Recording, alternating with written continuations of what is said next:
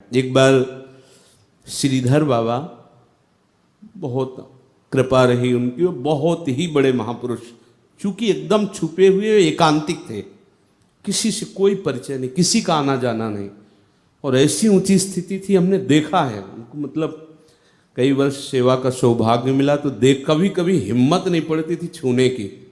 ऐसी भावदशा, कांटे जैसे बिल्कुल रोम रोम खड़े, अश्रु प्रवाहित हो रहा है, वैसे हिम्मत नहीं पड़ती थी उनके चरण छूने की, चरण दाबने जब जाते थे। तो एक बार हमने उनसे कहा कि कभी कभी बड़ी अशांति हो जाती है। बोले भजन करने वाले को ये होती है, पर जो भजन के साथ सेवा करता है उसको नहीं होती। आप सेवा करते हो? तो हम कहा गुरुदेव भगवान की सेवा में जाते हैं। हाँ, बोले समर्थ सेवा है, थोड़ा धाम की भी सेवा करो, परिक्रमा में झाड़ू लगाया करो, सोहनी लगाया करो। फिर उन्होंने बताया कि राधा कुंड में एक संत भगवान थे, तो समय से अपना नियम पूरा करते जप का, और फिर राधा कुंड की सोहनी लगाते, और वहाँ जैसे कोई बाहरी लोग आए हुए फूंक दिए ये ऐसे, या वयोवृद्ध खार के आसपास, तो वो सब हाथ से उठाते थे और धो करके पवित्र करके ऐसे। एक दिन उन्होंने देखा कि वो सोहनी लगाकर बैठे हुए नाम चिंतन कर रहे थे, तो एक काला पुरुष आया, वृद्ध जैसा, बड़ी दुर्गंध आ रही थी, पर वो कांप रहा था। तब इन्होंने कहा क्या बात है, क्या परेशानी है, तुम आके हमारे सामने खड़े हो गए हो लेकिन तुम कांप रहे। बोले हमारी हिम्मत नहीं पड़ रही थी आपसे बात करने की, मैं आपका अशुभ प्रारब्ध हूं। ओ, तो क्या तुम्हारा स्वरूप है? तो उनका 12 वर्ष तक गलित कुष्ठ के रूप में मैं आऊंगा तुम्हारे शरीर में, पर मेरी हिम्मत नहीं पड़ रही कि मैं तुम्हारे शरीर का स्पर्श कर सकूं। पूज्य श्रीधर बाबा ने सुनाया था। तो उन्होंने कहा 12 वर्ष हमारे पास समय नहीं कि हम तुम्हें लेकर बैठे रहें। देखो प्रारब्ध ऐसे नहीं पूछता, वो तो आके गिरा ही देता है।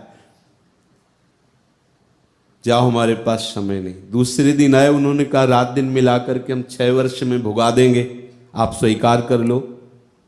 तो 6 वर्ष बहुत समय होता है। ऐसे कई दिन आने पर फिर उसने कहा भोगना तो पड़ेगा आपको, क्योंकि हमारा भी मान रखना पड़ेगा। तो उनका 24 घंटे देते हैं तुम्हें, तो उनका कोई औषधि नहीं लोगे, कोई सेवा नहीं करेगा। बोले वादा पक्का। एक कमरे में बाहर से ताला लगवा दिया और शिष्यों से कहा कि हम कितना भी चीखें चिंता मत करना, 24 घंटे की केवल लीला है, इसके बाद हम निकल आएंगे।